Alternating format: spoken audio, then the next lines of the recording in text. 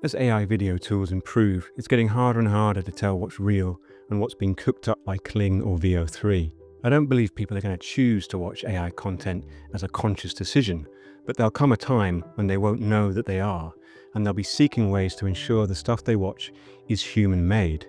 We're already seeing a move to create a Made by Humans logo that brands and creators can use to prove the stuff they make is human-made. But I don't think that's going to work. When I was at Stylus, I remember researching sustainability comms and finding out that only 5% of people trust eco-comms logos on products. Logos do a bit of the work, but your content and your storytelling is going to do the heavy lifting. So if you're producing video content in the age of sophisticated AI, how are you going to prove the stuff you make is human-made? I think there are 3 ways, and your content needs to be doing at least one of these 3 things.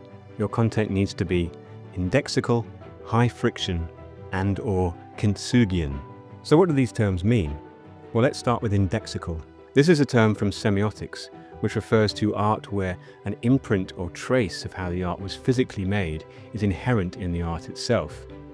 Think of Jackson Pollock's paintings, where the arc of the paint splashes references the arm movements of the artist himself. But how does this translate into video? Here's one example, The Substance, which used almost 80% practical effects, including prosthetics and puppetry.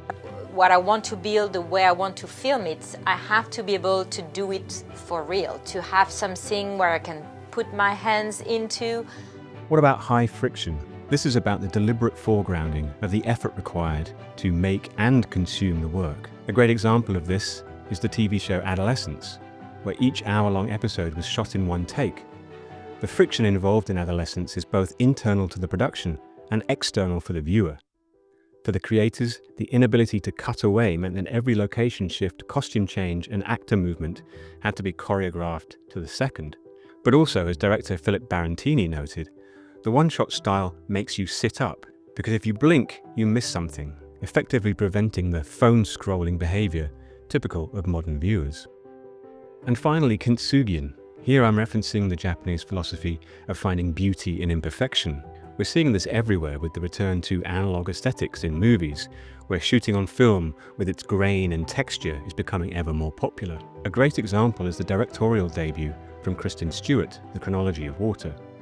It was shot on 16mm film, and as the cinematographer Corey Waters says, there's something that 16mm does automatically for me, emotionally, that's more handmade than 35. We were looking for those mistakes where you're more susceptible to different undulations in exposure and development for this patchwork of a story.